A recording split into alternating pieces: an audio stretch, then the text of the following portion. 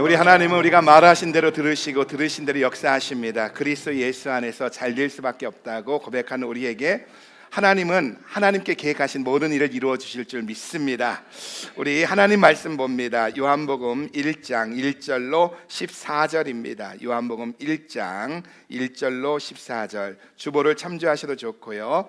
신약성경 142페이지입니다. 찾으신 줄 알고 제가 한 절 읽고 여러분이 한 절 읽고 이 아침에 교독합니다.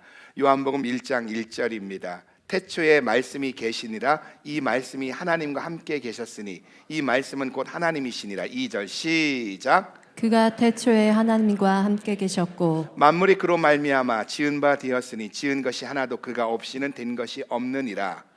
그 안에 생명이 있었으니 이 생명은 사람들의 빛이라. 빛이 어둠에 비치되 어둠이 깨닫지 못하더라.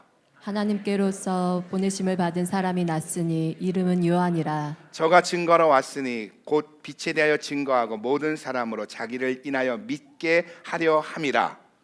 그는 이 빛이 아니요 이 빛에 대하여 증거하러 온 자라. 참빛 곧 세상에 와서 각 사람에게 비치는 빛이 있었나니 그가 세상에 계셨으며 세상은 그로 말미암아 지은 바 되었으니 세상이 그를 알지 못하였고 자기 땅에 오매 자기 백성이 영접지 아니하였으나 영접하는 자 곧 그 이름을 믿는 자들에게는 하나님의 자녀가 되는 권세를 주셨으니 이는 혈통으로나 육정으로나 사람의 뜻으로 나지 아니하고 오직 하나님께로서 난 자들이니라. 말씀이 육신이 되어 우리 가운데 거하심에 우리가 그 영광을 보니 아버지의 독생자의 영광이요 은혜와 진리와 충만하더라. 아멘. 함께 읽은 요한복음 1장 1절로 14절 말씀을 통하여 말씀이 육신이 되어 우리 가운데 거하셨다. 말씀이 육신이 되어 우리 가운데 거하셨다. 이런 제목을 가지고 은혜를 나누고자 합니다. 지금부터 150년 전에 영국에 제임스 심플슨이라는 산부인과 의사가 있었습니다. 그는 본래 스코틀랜드에서 빵을 만드는 가난한 집안의 아들로 태어났습니다. 그러나 그는 영리하고 공부를 잘해서 에딘버리 대학에 입학하게 되었고 의학을 전공하여 결국 29세의 젊은 나이에 그 대학교의 교수가 됩니다. 심플슨은 항상 환자들이 수술할 때 고통당하는 것을 보고 아파하는 것을 보고 어떻게 하면 고통을 덜어줄 수 있을까 생각하다가 하나님이 아담을 깊게 잠들게 한 후에 아담의 갈비뼈를 통하여 하와를 만들었다는 말씀에서 영감을 받게 됩니다. 의사의 상식으로 볼 때 사람의 몸에서 갈비뼈를 하나 떼어내는 것은 매우 큰 수술인데 아담은 잠에서 깨어난 후 고통을 전혀 느끼지 못하고 하와를 보자마자 내 뼈 중에 뼈요 살 중에 살이라고 했다는 거예요. 그래서 심플슨은 하나님이 아담을 잠재우시듯이 환자를 잠재워 고통을 느끼지 못하게 하고 무사히 수술을 끝낼 수 없을까 하고 고민하다가 수술용 마취제 개발을 착수했다고 합니다. 그리고 1847년 11월에 심플슨은 클로로포름이라는 마취제를 발견하여 논문을 발표합니다. 그 후에 1853년에 영국의 빅토리아 왕후가 왕자를 분만할 때 이 약을 사용하여 분만에 성공함으로써 이 마취법이 널리 인정받게 되었다고 합니다. 그리고 그래서 이 일로 인해서 그는 스코틀랜드 출신임에도 불구하고 귀족이 됩니다. 그런 그의 말년에 대학에서 마지막 강의를 할 때 한 제자가 이런 질문을 했다고 해요. 선생님, 지금까지 발견한 것 중에서 가장 큰 발견이 무엇입니까? 아마 이 제자는 이 질문을 하면서 심플슨이 내 인생에서 가장 큰 발견은 클로로포름이라고 답하기를 원했는지도 모르겠습니다. 그런데 심플슨은 내 인생에서 지금까지 발견한 것 중에 가장 큰 발견이 무엇이냐는 질문의 뜻밖에도 나의 위대한 발견은 내가 큰 죄인이라는 것과 예수님이 나를 구원해 주신 구세주란 사실이라고 대답했다고 합니다. 여러분, 인류 역사에서 가장 위대한 질문이 있다면 그것은 바로 예수님은 과연 누구시냐는 거예요. 그리고 이것은 전 세계 75억 모든 인류에게 던져야 할 가장 큰 질문이기도 합니다. 여러분에게 예수님은 누구십니까? 만약 예수님이 단순한 한 인간에 불과했다면, 역사 속에 존재했던 한 사람에 불과했다면 예수님 또한 석가모니나 공자나 마호멧과 마찬가지로 역사의 한 과정에 존재했던 한 인물에 불과하다는 거예요. 그러나 성경에서 말씀하시는 것처럼 예수님께서 하나님의 아들이시라면 예수님이 누구냐는 이 질문은 매우 심각해진다는 겁니다. 우리는 사람이 사람으로, 사람이 좀 괜찮은 사람으로 변화되는 것은 이해할 수 있습니다. 하지만 하나님께서 인간이 되고 인간이 하나님의 아들이라는 것은 쉽게 이해할 수가 없다는 거지요. 여러분, 이 질문에 대해 가장 정직하고 솔직하게 대답한 책이 바로 요한복음입니다. 저는 오늘부터 이제 요한복음을 나누려고 합니다. 요한복음서에 보면 요한복음은 두 가지 목적을 가지고 기록했다고 말씀하고 있습니다. 우리 한번 요한복음 20장 31절을 통해서 요한복음의 기록 목적에 대해서 같이 읽어봅니다. 시작. 오직 이것을 기록함은 너희로 예수께서 하나님의 아들 그리스도이심을 믿게 하려 함이요 또 너희로 믿고 그 이름을 힘입어 생명을 얻게 하려 함이니라. 여기에 보면 요한복음은 두 가지 목적을 가지고 기록되었다는데 그 두 가지 목적이 뭐라고요? 첫째는 예수 그리스도가 하나님의 아들이심을 사람들이 믿게 하기 위해서라는 거예요. 그리고 두 번째는 예수님이 하나님의 아들이신 것을 믿음으로 말미암아 영생을 얻게 하기 위해서라는 거예요. 세상의 수많은 사람들이 예수님을 위인으로, 성자로, 휴머니스트로 규정하고 예수님에게 접근합니다. 그래서 너무나 많은 사람들이 예수님을 그냥 위대한 성자로, 성인으로 생각한다는 거예요. 아니면 한국의 SBS 방송국에서 만들었던 다큐 방송처럼 신의 길, 인간의 길이라는 이 다큐처럼 예수님을 신화로 취급하려는 경향도 있다는 거예요. 그러나 성경에서 말씀하시는 예수님은 전혀 다르다는 겁니다. 성경은 오직 하나님의 아들이신 예수 그리스도에게만 초점을 맞추고 관심을 보이고 있는 줄 믿으시기 바랍니다. 여러분, 예수 그리스도가 하나님의 아들이라면 소의 새끼가 송아지고 말의 새끼가 망아지고 개의 새끼가 강아지라면 또 사람의 자식이 사람이라면 이것이 절대불면의 진리라면 하나님의 아들은 하나님이십니다. 예수 그리스도가 하나님의 아들이라면 예수는 분명 하나님이시고 인류의 구원자라는 거예요. 그러나 만약 예수님이 하나님의 아들이 아니라 보통 사람에 불과했다면, 성인에 불과했다면 아무리 예수님의 삶이 거룩하고 아름답다 할지라도, 훌륭하다 할지라도 결코 인류의 구원자가 될 수 없다는 거예요. 그래서 요한복음은 예수님은 하나님의 아들이라는 사실을 우리로 믿게 하기 위해 기록되어졌다는 거예요. 우리가 읽은 이 요한복음은, 성경은 예수 그리스도는 하나님의 아들이라는 사실을 알게 하기 위해서 기록되어졌다는 거예요. 그리고 두 번째 목적은요, 예수님이 하나님의 아들이신 것을 믿음으로 말미암아, 그것을 믿음으로 말미암아 우리로 하여금 생명 곧 영생을 얻게 하기 위해서 기록되었다는 거예요.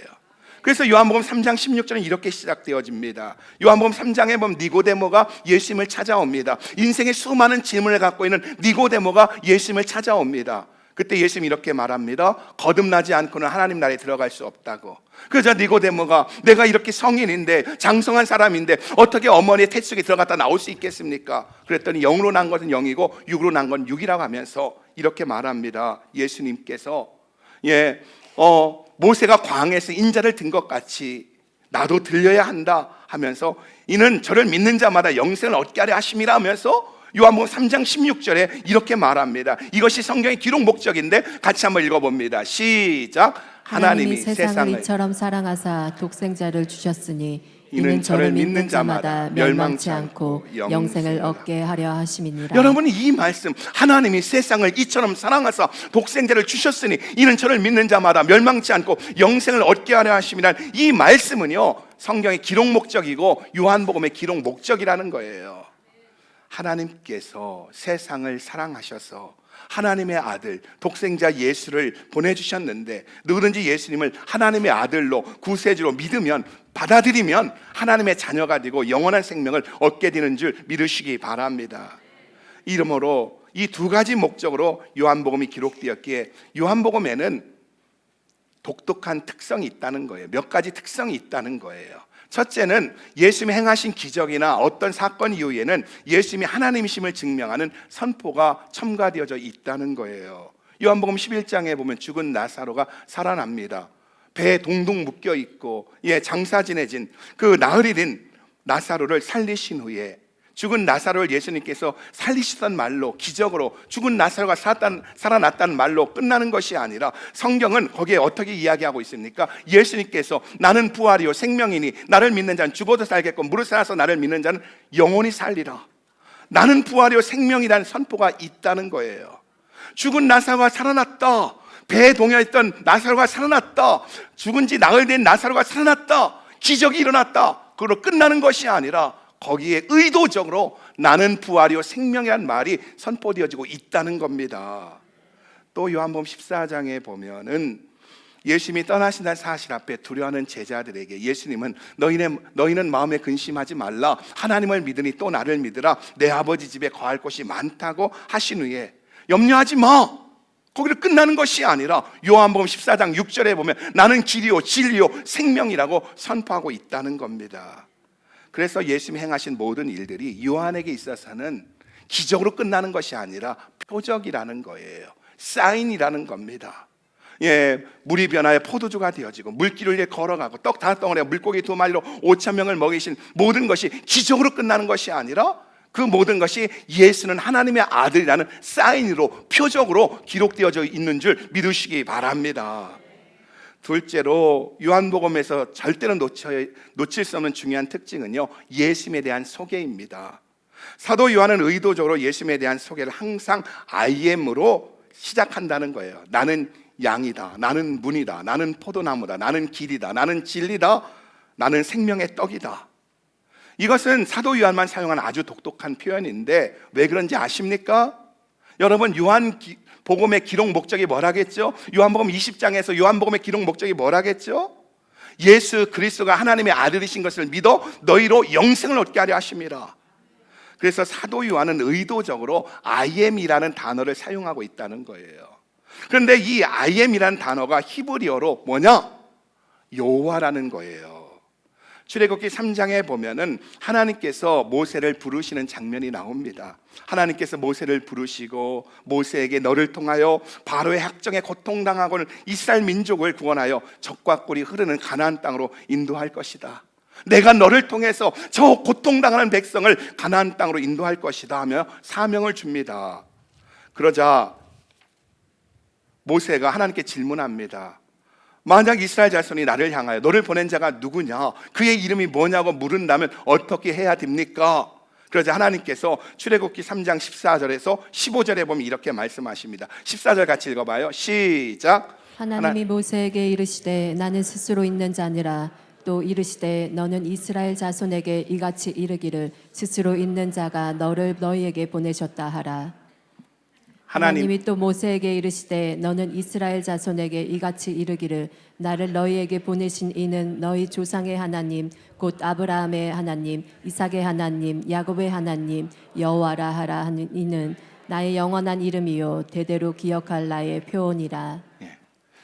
너를 보낸 자가 누구냐, 그의 이름이 뭐냐, 너를 보낸 자는 아브라함의 하나님 이삭의 하나님 야곱의 하나님 여호와다 하시면서 14절에 그 여호와는 스스로 있는 자다. 나는 스스로 있는 자다. 14절에 보면 나는 스스로 있는 자다, 여호와다 하시면서 영어 표기에 보면 I am who I am으로 되어져 있다는 거예요. 그래서 예수님이 나는 생명의 떡이다, 나는 양의 문이다라고 표현할 때 이 I am은 여호와 하나님이라는 의미를 가지고 있다는 거예요. 그래서 요한복음은 의도적으로 우리에게 바로 나는 길이다, 나는 진리다, 나는 양의 문이다, 나는 포도나무다 하면서 I am이라는 단어를 써서 그 예수 그리스도는 하나님의 아들이시고 여호와라는 사실을 우리에게 말씀해주고 있는 줄 믿으시기 바랍니다. 그러기에 이 특징은요, 앞으로 우리가 요한복음을 공부하는 데 있어서 아주 중요한 부분이라는 겁니다. 다 우리 본문으로 돌아가서 1장 1절 한번 읽어봅니다. 1장 1절입니다. 요한복음 1장 1절 시작. 태초에 말씀이 계시니라. 이 말씀이 하나님과 함께 계셨으니 이 말씀은 곧 하나님이시니라. 오늘 요한복음을 여는 첫머리에서 사도 요한은 예수님을 아주 독특한 방식으로 우리에게 소개해주고 있습니다.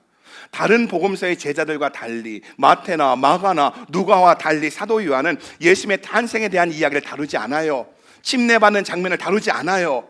대신에 예수님이 누구시냐는 질문으로부터 요한복음이 시작되고 있다는 겁니다. 태초에 말씀이 계시니라. 예수님이 말씀이라는 거예요.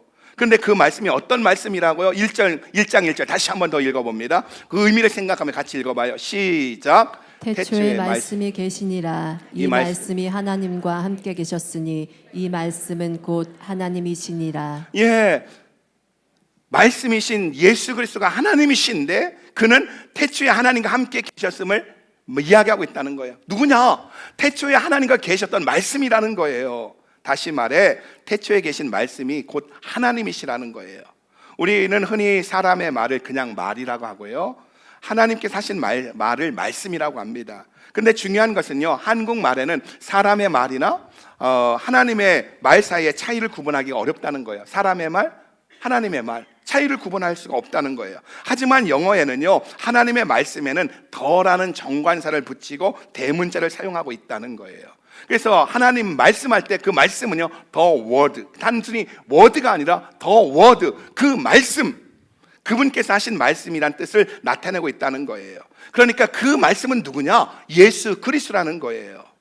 그리고 태초에 말씀이 계시니라 할 때 말씀은 헬라어로 로고스라고 하고 있는데, 이 로고스는요, 다른 용도로 사용하지 않고 오직 진리를 뜻하는 절대 존재를 가리킬 때만 사용하고 있다는 겁니다.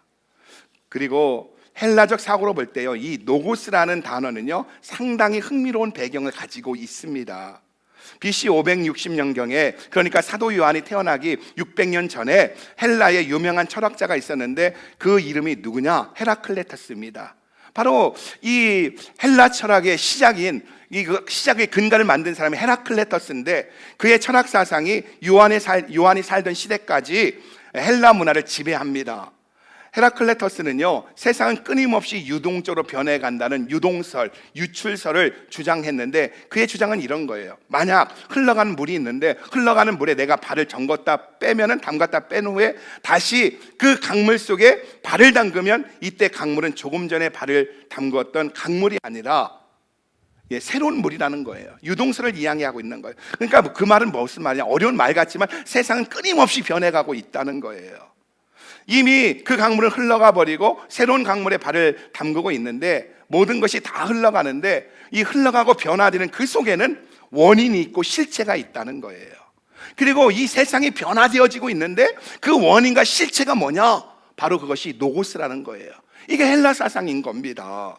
그러니까 노고스라는 단어의 뜻은요, 이 세상의 근원과 실체라는 의미를 가지고 있다는 거예요. 또 훗날 이것이 스토아 철학으로 발전하는데, 스토아 철학자들은요, 우주 가운데 놀라운 질서가 있다는 사실을 믿었습니다. 그 많은 별들이, 수많은 별들이, 은하계와 태양계, 그 수많은 별들이 서로 충돌하지 아니하고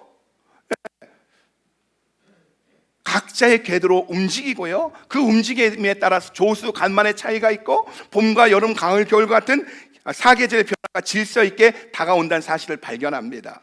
그런데 이 우주의 질서, 이 수많은 세상의 이 우주의 질서가 바로 노고스라는 거예요. 이것이 바로 헬라 철학의 핵심입니다.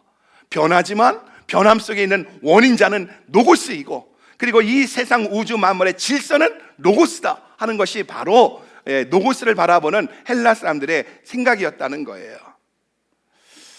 요한은요, 요한복음을 쓸 때마다 모든 세계가 헬라적 영향 아래 있었기 때문에, 그 당시에는 헬라가 지배하는 시대였기 때문에 당연히 요한복음은요, 헬라적 사고, 헬라적 철학을 가진 사람들 대상으로 쓰입니다. 그래서 요한복음은요, 헬라적 사고를 내포하고 있다는 거예요. 특별히 요한이 이 복음서를 쓸 때에 에베소서에 있었는데, 아까 그 에베소는 어떤 곳이라겠죠? 헬라 철학의 시작을 가져온 헤라클레토스가 요한보다 600년 전에 살았던 도시입니다. 그러니까 헬라 철학이 지배하고 있었고 그 중심에는 에베소 성인데, 바로 요한은 이 에베소 성에서 지금 사도 요한은 요한복음을 쓰고 있다는 거예요. 그래서 요한이 헬라적 사고를 가진 사람들에게 이 글을 썼다는 증거는요, 그가 요한복음서를 쓰면서 히브리어를 사용할 때마다, 헬라어 사람들에게 히브리어를 사용할 때마다 항상 그 단어를 번역해주고 있다는 거지요. 예를 들어서 1장 38절에 보면은 납비, 히브리어잖아요. 헬라 사람들이 모르잖아요. 그러니까 납비는 번역하면 선생님이다. 그리고 또 41절에 메시아, 히브리어잖아요. 번역하면 그리스도라고 설명하고 있다는 거예요. 그러니까 지금 사도 요한은 헬라 사람들을 상대로 지금 이 요한복음을 쓰고 있다는 거예요. 그러니까 이 표현들은요, 사도 요한이 헬라적 사고의 사람들에게 복음서를 쓰고 있다는 사실을 발견할 수 있다는 겁니다. 근데 헬라 사람들은 어떻다고요?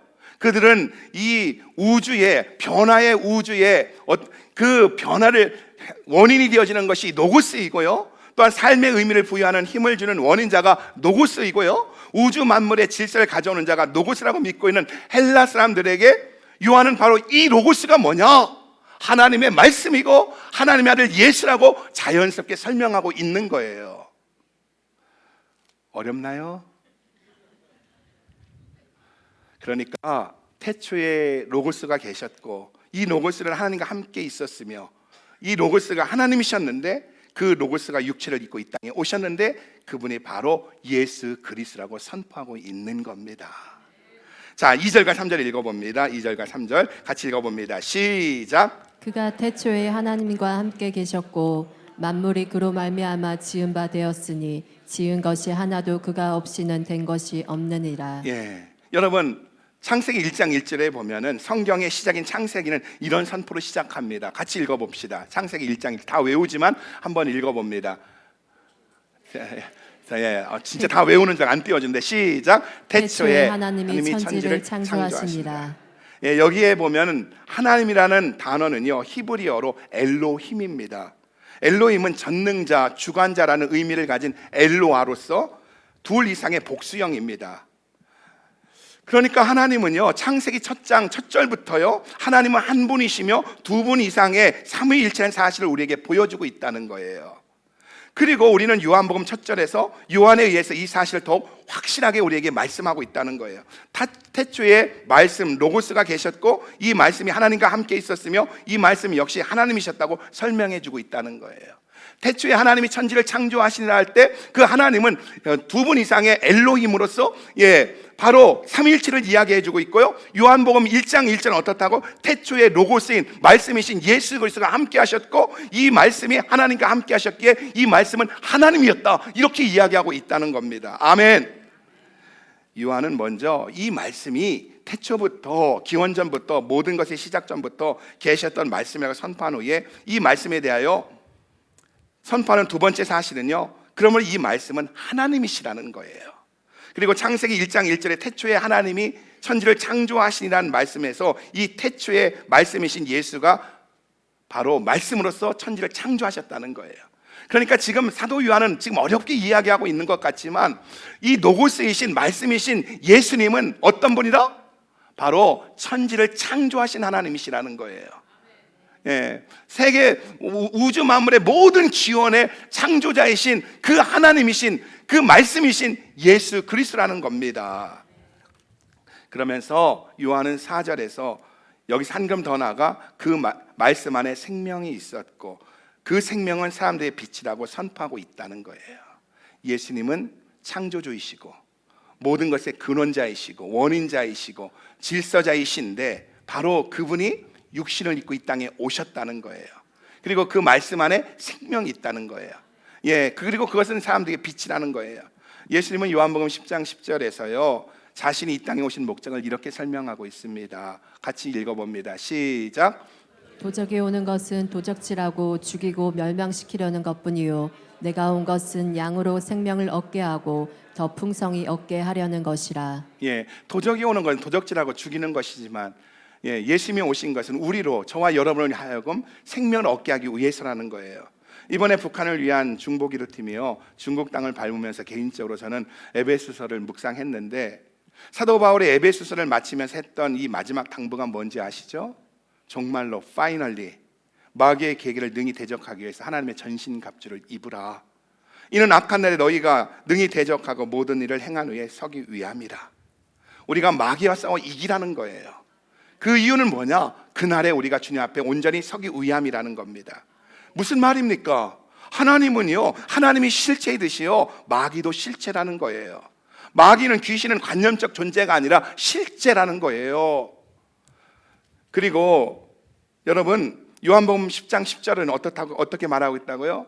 마귀를 도적으로 표현하면서 실체는 마귀는 우리에게 와서 우리의 삶을 우리의 건강을 도적질하고 죽이고 멸망시킨다는 거예요. 그래서 마귀가 와서 우리의 인생을 누릅니다. 또 인생을 올라탑니다.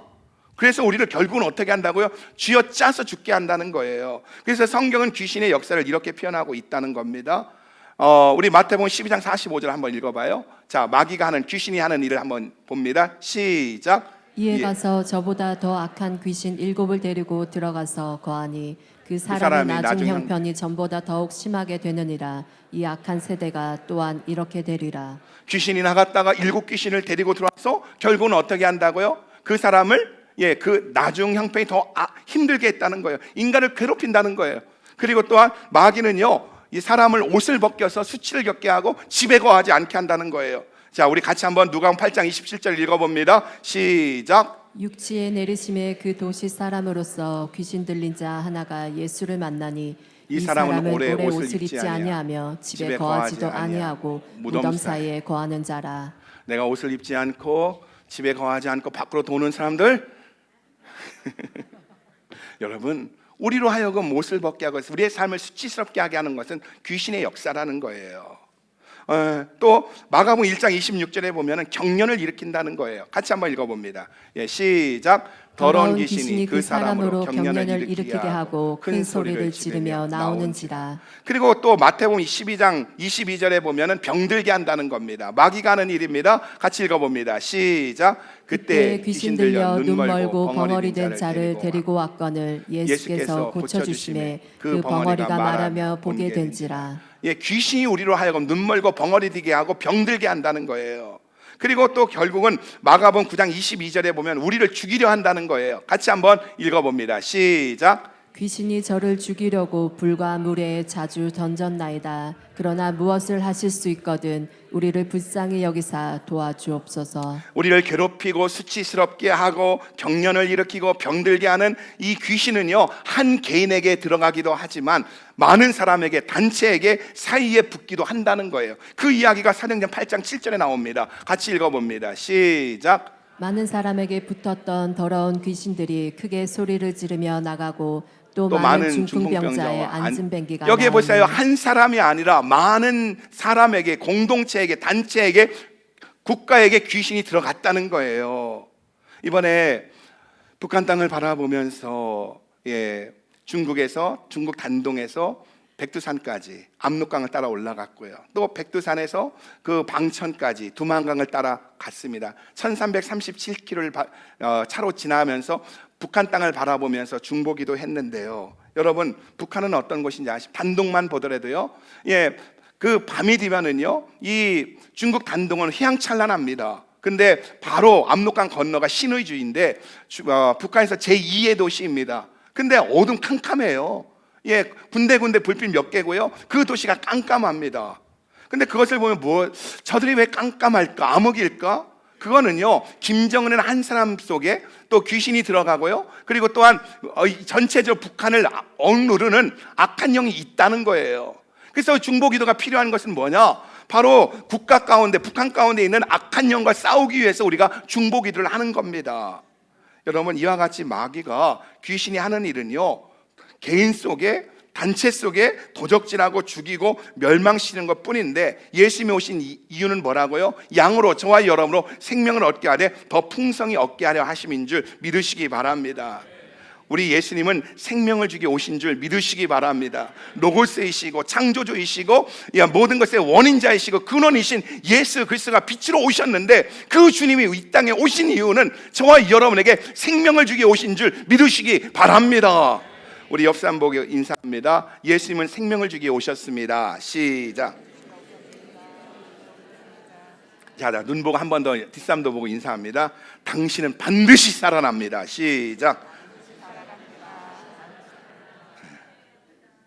그런데 생명을 주기 위해서 빛으로 오신 예수님을 사람들이 어떻게 했다고요? 5절 같이 읽어봐요. 5절 같이 읽습니다. 시작. 빛이 어두움에 비치되 어두움이 깨닫지 못하더라. 깨닫지 못했다는 거예요. 창조주이시고 태초부터 계셨던 그분이, 인간의 몸을 입고 오신 그 말씀이신 그분이, 빛을 주기 오신 그분이 오셨는데 깨닫지 못했다는 거예요.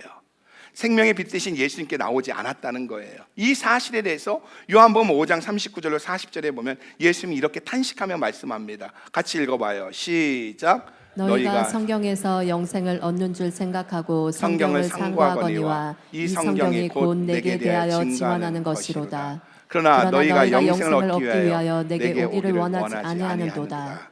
예, 사람들이 성경에서 영생을 얻는 줄 알고 있다는 겁니다. 맞다는 거예요. 그런데 그 모든 성경이 예수님을 증거하고 있는데 생명을 얻기 위해 예수님께로 오지 않는다고 예수님께서 안타까워하시는 겁니다. 요한복음 3장 17절에서 예수님은 하나님 아버지께서 예수님을 이 땅에 보내신 목적에 대해 말씀합니다. 하나님이 세상을 이처럼 사랑하사 독생자를 주셨으니 이는 저를 믿는 자마다 멸망치 않고 영생을 얻게 하려 하심이라 하신 후에 17절에 보면 이렇게 말하고 있어요. 같이 큰 목소리 읽어봅니다. 시작. 하나님이 그 아들을 세상에 보내신 것은 세상을 세상을 심판하려 하심이 아니요 저로 말미암아 세상의 구원을 받게 하려 하심이라. 여러분, 하나님께서 예수님을 이 땅에 보내신 이유는 뭐라고요? 이 땅을 저주하기 위해서가 아니라 예수님을 통하여 구원을 얻게 하기 위함인 줄 믿으시기 바랍니다. 그래서 본문은 예수님을 빛이라고 말씀하시는 거예요. 예수님이 생명의 빛이십니다. 그러면서 5절에 이 빛에 대하여 몇 가지 사실을 우리에게 들려주고 있는데, 먼저 이 빛은 어두움 가운데 비춰진 빛인데 어둠이 깨닫지 못한다는 거예요. 그래서 사람들이 이 빛을 땅에서 없애려고 했다는 겁니다. 때리고 침뱉고 죽이고 그리고 또 십자가에 못 박고 그리고 이 세상을 생명이신 이 빛을 땅속에 이틀씩이나 가둬버렸다는 거예요. 하지만 이 빛은 생명의 빛이기 때문에, 생명이기 때문에 제3일에 무덤을 깨고 일어나 부활하심으로 더욱 강한 빛으로 이 땅을 비추기 시작한 줄 믿으시기 바랍니다. 다시 말해 예수님은요 생명의 빛으로, 구원의 빛으로 오셨는데 어둠이 이 세상에 깨닫지 못하고 이 빛을 없애려고 했다는 거예요. 역사를 통해서도요 우리는 인간이 이 빛을 얼마나 싫어했고 그래서 끊임없이 이 땅에서 이 빛을 축출해내려고 시도했는지를 알 수가 있습니다. 에스더서를 읽어보면은요 에스더 때에 하만이라는 사람이 페르시아 127도 안에 있는 모든 유대인을 죽임으로 이 빛이 오지 못하도록 끊어버리려고 한 사실을 우리는 알게 되어지고요, 헤롯 대왕은 어떻습니까? 빛이신 예수님이, 생명이신 예수님이 오시자 2살 아래의 사내 아이를 죽임으로 말미암아 이 빛이 이 땅에 오시지 않도록 끊임없이 도전했다는 거예요. 하지만 이 빛은 생명의 빛이기 때문에 빛 대신 노고스는요 이 세상에 와서 이 세상 모든 사람을 비추는 진정한 빛이 된 줄 믿으시기 바랍니다. 그래서 10절도 같은 말씀이에요. 10절과 11절 우리 한번 읽어봐요. 10절과 11절입니다. 시작. 그가 세상에 계셨으며 세상은 그로 말미암아 지은 바 되었으되 세상이 그를 알지 못하였고 자기 땅에 오매 자기 백성이 영접자 아니하였으나 이 로고스 즉 말씀이 오셨는데 그로 말미암아 지은 바 된 세상은요 그를 알지도 못하고 영접하지도 않았다는 겁니다. 여러분, 예수님께서 자신이 지으신 이 세상에 오셔서 거닐고 있다는 사실을 묵상해 보세요. 예수님은요 때론 인생들에게 자신이 지으신 창조의 그 경이로움을 깊이 관찰하고 묵상하도록 말씀하셨습니다. 그래서 들에 핀 백합화를 봐라, 공중 나는 새를 봐라. 그분은 태초에 계신 말씀으로서, 창조주로서, 그리고 또한 노고스로서 빛 대신 빛으로 이 세상에 오셨습니다. 빛으로 이 세상에 오신 예수님이 이 땅을 거는 겁니다. 자기가 만드신 이 세상을 거니는 겁니다. 그리고 자기가 만든 이 세상을 거닐면서 우리에게 말하는 거예요. 공중에 나는 새를 봐라, 들에 핀 백합화를 봐라. 예, 여러분 한번 묵상해 보시기 바랍니다. 그런데 그 무엇보다도 비극적인 일은 10절과 11절에 보면은 그가 자기 땅에 왔지만 자기 백성이 그를 알지 못하고 영접하지 않았다는 거예요. 그러면서 12절에 보면 이렇게 선포하고 있습니다. 같이 읽습니다. 시작. 영접하는 자 곧 그 이름을 믿는 자들에게는 하나님의 자녀가 되는 권세를 주셨으니. 여러분, 말씀이신 노고스이신 예수님이 생명의 빛으로 이 땅에 왔지만 그 누구도 알지 못하고 영접하지 않았다는 거예요. 오히려 죽이고 침뱉고 돌을 던지고 십자가에 매달았습니다. 하지만 그럼에도 불구하고 말씀이신 노고스이신 예수님은 하나님이시기 때문에, 생명의 빛이시기 때문에 영접하는 자들에겐 하나님의 자녀가 되는 권세를 주신 줄 믿으시기 바랍니다. 결론입니다. 여러분, 이 말씀 노고스에 대한 사도 요한의 설명의 하이라이트는요 바로 이 말씀이 육신이 되어 우리 가운데 거했다는 거예요. 노고스이신 그 말씀, 창조주이신, 태초에 천지를 창조하신 그 하나님이 말씀이 육신이 되어 우리 가운데 거하셨다는 거예요. 자, 우리 14절입니다. 같이 읽어봅니다. 시작. 말씀이 육신이 되어 우리 가운데 거하심에 우리가 그 영광을 보니 아버지의 독생자의 영광이요 은혜와 진리가 충만하더라. 여러분, 예수님은 육체를 입으신 영원하신 하나님이십니다. 여러분은 신앙생활하면서 예수님이 누구라고 생각하며 출발합니까? 여러분, 예수님은 성자도 아니고 성인도 아니고 또한 신하도 아니라 그분은 하나님의 아들 예수 그리스도 하나님이신 줄 믿으시기 바랍니다.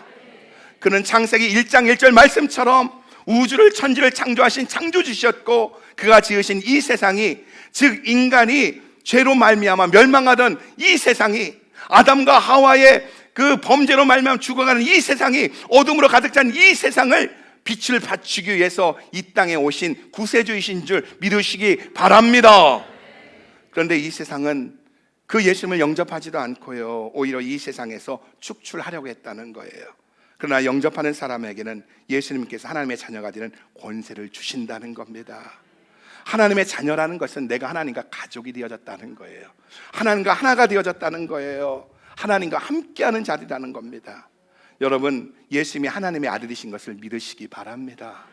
여러분이 교회 나왔다고 해서 얼마나 감사해요.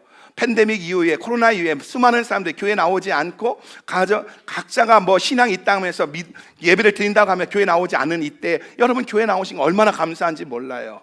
그러나 여러분 교회 나왔다고 해서 여러분이 예수 그리스도를 하나님의 아들로 하나님으로 받아들이지 않는다면 교회 나와 있어도 여러분은 하나님과 상관없는 사람이에요. 구원과 상관없는 사람이에요. 종교인은 될 수 있어도 영생을 얻을 수가 없다는 거예요. 그래서 요한복음 이렇게 말하는 거예요. 하나님, 예수 그리스도가 하나님의 아들이심을 믿어 너희로 영생을 얻게 하려 하심이라.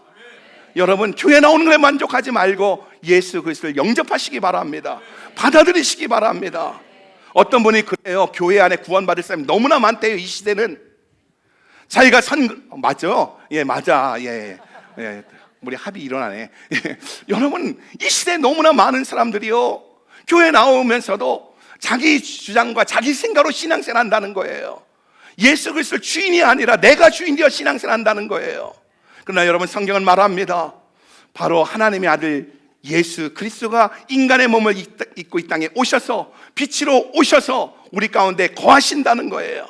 그러나 우리가 영접할 때, 받아들일 때 하나님께서 우리 가운데 구원을 주신다는 거예요.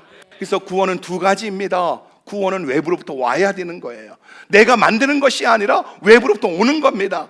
하나님의 아들 예수가 생명의 빛으로 이 땅에 오신 거예요. 두 번째는요, 내가 받아들이고 영접해야 된다는 거예요.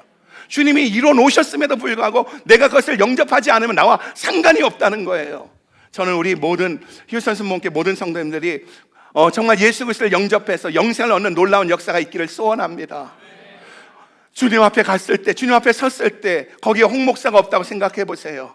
오늘 여러분이 함께 예배드리는 분이 없다고 생각해 보세요. 얼마나 큰 비극입니까? 여러분, 영접하셔야 돼요. 저는 이번 비전 집회가 여러분이 선거 놓고 신앙생활하는 것을 뛰어넘는 역사가 있기를 주의 이름으로 축복합니다. 정말로 여러분, 우리가 정말 교회 나오는 것에 만족하지 말고 종교인 된 것에 만족하지 말고 생명이신 예수 그리스도를 받아들이고 그분과 함께하는 놀라운 역사가 있기를 주 예수 그리스도의 이름으로 축복하며 기도합니다.